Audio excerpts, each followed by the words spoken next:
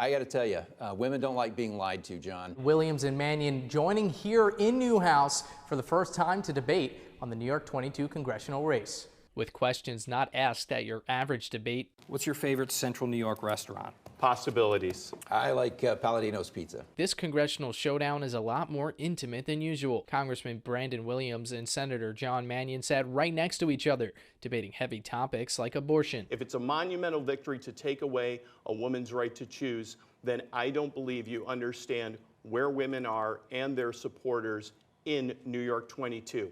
It's very disingenuous, and it's playing on the fears of women. A recent advertisement from the DCCC, as well as comments from the Mannion campaign, claim Williams can't be trusted regardless and that he would sign an abortion ban.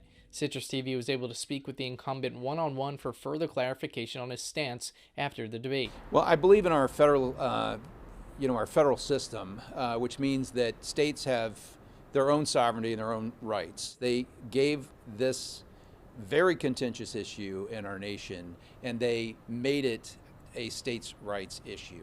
And I think that's a terrific victory for our Constitution. Senator Mannion gave brief comments after the debate, but had to leave quickly, thanking Newhouse for hosting the event. The candidates will participate in 3 more televised debates, with the next one airing live on WCNY-TV October 8th. For Citrus TV News, I'm Michael Lamorte. Yeah, Mike, thank you. Now let's bring in Citrus TV political analyst Luke Radel. Luke, how did both of the candidates do last night? Yeah, I thought it was a really good debate. I thought it was a civil conversation, which is similar to what we've heard from the VP debate, which also happened a few hours later last night. A lot of similarities there. The Republican candidate on both stages, J.D. Vance and Brandon Williams, I think were the stronger debaters of the two candidates, a little bit more slick on the policy matters, but both of them really had a command of the issues and the facts going into the debate. There were a couple of facial expressions from both of them that were a little interesting. It was interesting to see them on the Live from Studio B set for sure. But we would love to have them come back to campus a little bit more often. I think an interesting contrast was that, Senator Mannion said that Brandon Williams was afraid to defend his record, but he actually stuck around for more than a half an hour after the debate to take questions from student reporters. Senator Mannion, as you saw there, kind of headed out the exits after 3 just short questions from student journalists. So we'd love to hear more questions asked of Senator Mannion.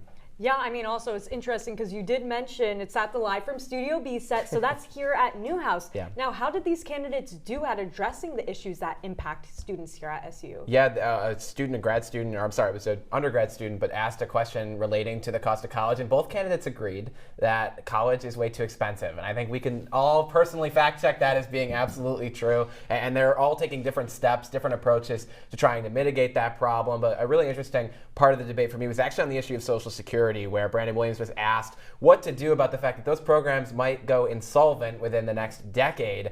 And he didn't really offer any specific solutions, just said that there need to be bipartisan conversations that are had on that issue. He doesn't want to answer the question. He dodged the question because that's a very important issue to voters over the age of 65. And I think a lot of times candidates like Brandon Williams and John Mannion just assume that young voters are not going to turn out to the polls. And so it's important for young people to get out there, get registered to vote, and show up on Election Day. Absolutely, Luke. Thank you. Yep.